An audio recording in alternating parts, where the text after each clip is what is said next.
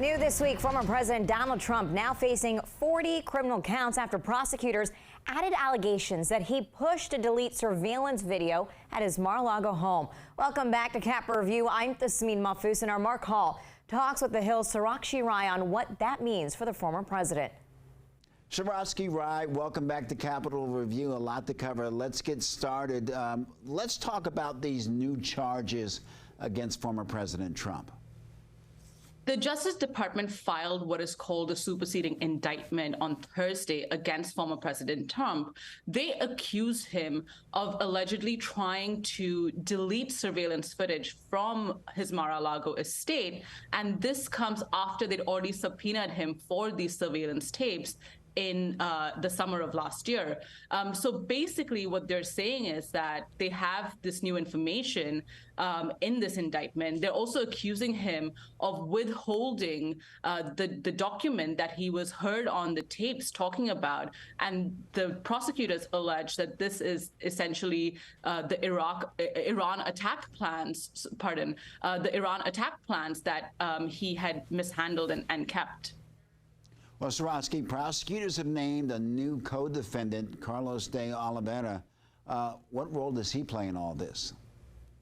Well, Carlos de Oliveira is former President Trump's Mar-a-Largo estate manager, essentially. He has been accused of being a co-defendant in this case. They're essentially saying that Walt Nauta, who was also charged in this case, who was former President Trump's valet, along with Mr. de Oliveira, tried to get the IT director of Trump's Mar-a-Largo estate to delete the files from the server. Now, the IT director said that he didn't know how to do it, and de Oliveira is quoted in the indictment as saying, the boss wants it done, essentially. So this is where he comes into all of this. And of course, we have a trial date has been set for May 20th, 2024. What impact does this have, if at all, on the former president? Right now, of course, he's the top candidate or the leading candidate on the Republican side. And could we see more charges?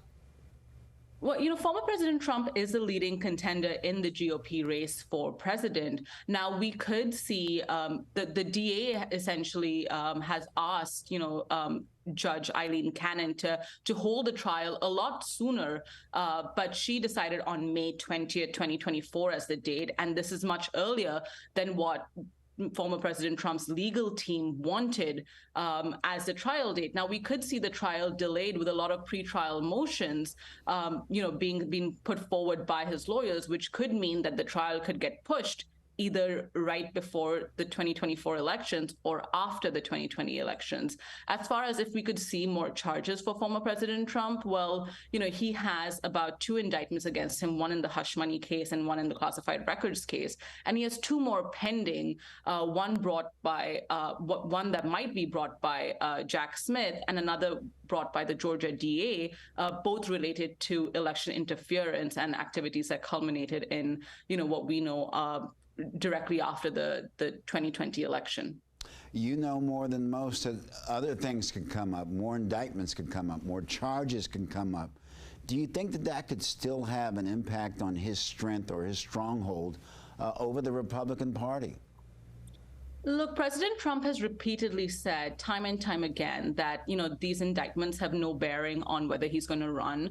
He doesn't plan on pulling out of this race. He plans on staying in. And, if he's elected president, then, he doesn't plan on stepping down. So he is very clear that this does not impact him at all. And we've seen, he is still the leading contender in the polls. He is still the front runner for the GOP nomination for president. So, all of this, even though it might have an impact on his personal life, we don't know how he's reacting to it. But in terms of, whether he's going to run for president or not, it's not going to change his plans at all. Sarakshi, thank you again for joining us for Capitol Review.